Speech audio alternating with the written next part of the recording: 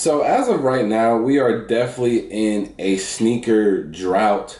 There's a lack of excitement. There's low demand in a lot of these sneakers, and it's honestly at an all-time low.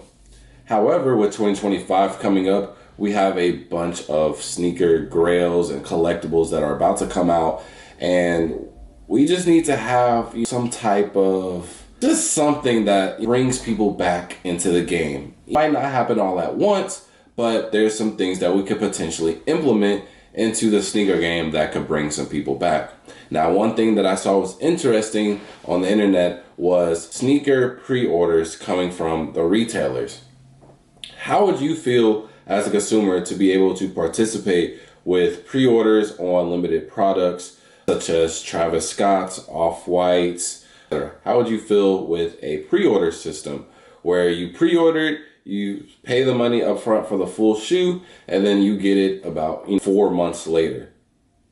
Would you rather do the 4 months and just wait, or pay resale down the line? So that has came up. Now, brands have done this in the past, actually multiple times. I want to say in modern era time, Yeezy or slash Adidas was the first people to do it. They actually did it with the Wave Runners. The thing with the Wave Runners and why this one was probably the most successful pre-order was because the Wave Runner was the first new model of the 700s. It was at the time, it was a very unique and weird design that no one was really used to. And also this was during the prime of reselling. So people really didn't know if they wanted $300 on hold. And I think it was only about for 90 days that you had to wait. So that would be around 3 months. Yeah, people were very skeptical of it. And it was a pre-order that I think lasted all day. And some people bought into it and some people shed away. But the people who actually bought it, whether they wanted to wear it or to resell, they were definitely blessed because it ended up reselling for $900 when people started to get it in hand, and the demand was out of this world. I think that was one of the most successful pre-orders. I think it allowed people to get the desired product. If you really thought that this was a cool product, if you were willing to step out of your comfort zone and buy these shoes and put your money on hold for this amount of days, and you actually like this product a lot, then you were rewarded. And then the reward, it pays off even more later down the line with the resale being more than what it was at the time of the pre-order. But then also it gives an aspect of, well, if I missed out, it's solely because of me. It's not because of bots. It's not because of resellers. It's not. You had literally all day. So if the market does go up, that's literally your fault because you had the chance to buy it. Now, in more recent years, we've had more pre-orders. And actually, I participated. Well, I wasn't able to participate in the Wave Runners because I was still in high school and I just didn't have money to put up $300. But this most recent one was with the Artifact Dunks. Now, the thing with these, I wasn't the biggest fan of this pre-order because there was a lot of things that happened that kind of shifted my mind towards it. So I think the original pre-order was in November of 2022, and we weren't going to get the Dunks until July of 2023. Or actually, I think I might have that reversed. I think November 2023, and then we don't get into July 2024 because I just got them, right? And I was okay with it, that I really liked the concept of Artifact. I thought that it could have potential to be something huge. And the kind of story of it just kind of so I was a believer if it was going to resell, and if it didn't, I was cool with having the shoe and kind of just with it. So I think I paid like $2 something around there, and I knew up front that I would have to wait a whole year to buy or to get this product that I bought a year ago. Fast forward until around June, they announced that, we have leftover pairs from the pre-order. Well, how do you have leftover pairs if it was a pre-order? They said that it was cancels, but I think maybe either they didn't supply the demand or they made extras. Whatever the case may be is that people on sneakers who didn't put their money on hold a year ago have a chance to buy the sneaker. And the whole point of the pre-order was because they specifically said, once this drop is over, there are no more pairs. So that gave me also an incentive to buy it because I knew that this was my only chance to get it. But now that you basically just say, forget all that and do the complete opposite a year later, that really upset me because there were multiple ways to get it. You could have went to Complex Con or you could have tried your luck on sneakers. Now, also, another thing with this is it's a whole year compared to 3 months, and trends could die out in a year. Now, obviously, dunks are also at an all-time low, but these are different dunks.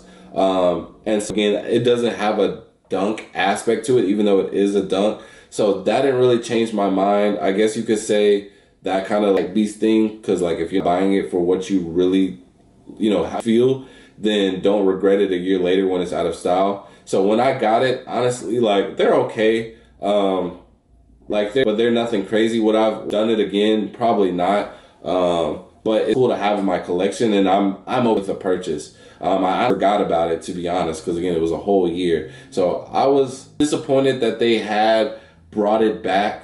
But overall, I wasn't really disappointed in the shoe. It is what it is. I think it's cool. I think it's different. I think I was very disappointed in the brand itself because they had a way higher ceiling, and I thought there was going to be more things when it came to the shoe. So overall, I think I was disappointed in that versus the actual shoe. And now the most recent one that we have, which happened this week, was the Air Max 1 Polys. It's not swoosh, and they had people like Kai Cenat and other influencers, shoe. Now the thing with them is that I wasn't expecting a lot of demand from the shoe because it's just like a pixelated version of an Air Max 1. And it's like, I feel like they've done so many variations of these like outdated models. And so it's like, I didn't think nobody would really care about them that much. And that's why they were going to lengths like giving it somebody like Kai Cenat to just, cash grab essentially. So I didn't think the demand was there, and I don't think they did either. And so when they opened it, they had to eventually shut it down because there was just too much traffic. And so they turned it into pre-orders. Now, a lot of people pre-ordered because they thought that this was their only chance to be able to cop this shoe with ease, and they just have to wait the 4 months. Now, there was a very big misconception with this pre-order. There was a special packaging with the box and everything that people thought that they were going to get because that's what everything was previewed as. All these influencers, when they were showing off their pairs, everybody had this special box. But what the consumer didn't know was that they were just getting in the regular box. So a lot of people were disappointed with their pre-order. But it boils down to, if you really wanted the shoe, if you really liked it, you're okay with putting your money up front and just to get it 4 months later compared to paying resale. And me personally, I think I wouldn't mind it on certain shoes. I don't think it needs to be an everyday, like every type of thing. I think it would be cool to be implemented in releases, like here and there. But for every like super high drop, I don't think so. I think that just because that would actually take away the fun from it all. You know what I mean? So I think they still need to just have that just in the back end and just incorporate, first come, first serves, pre-orders, etc. I think they need to do a mix of all of that, and I don't think they should. I'm not against the pre-orders. Like I said, the 3 or the 2 that I've experienced in my lifetime, the Wave Runner was the most perfect one, and then the Artifact one, it was okay. It was just the way they did it again on sneakers kind of ruined it, and also with the brand. And then this third one, I think this is kind of like the decent one and the most okay one. Like, if you want it, you'll wait the 4 months, and you have all day to pre-order it. You feel what I'm saying? So me personally, I like it. I just think it should be used in moderation, but I definitely think it would be a cool idea to regularly implement. And I think both parties of, bad resellers are good, resellers, non-resellers, normal consumer, etc., etc. I think it would be good for everybody because, like I said, with the pre-order, if you really want it, you'll wait the 4 months. Force you to line up and wait all day. This doesn't force you to pay any extra money, and you'll have it in 4 months, and you don't have to pay anything extra. And the people who want to take that risk and think like, hey, this drop, I think the demand is going to get even crazier, and it's going to go for even more. So let me just pre-order 10, 15 pairs. You can't be mad at them because it's basically unlimited pairs until they drop, they close out the release. So if you didn't get it during that time, and somebody, that opportunity and now they get to reap the benefits from it, you can't be mad at them either. I think that would be a perfect solution, honestly. You gotta let me know how you would feel about a pre-order system implemented. So let me know in the comment section below. Make sure to like, comment, subscribe. And with that being said, I'll see y'all in the next video. Peace.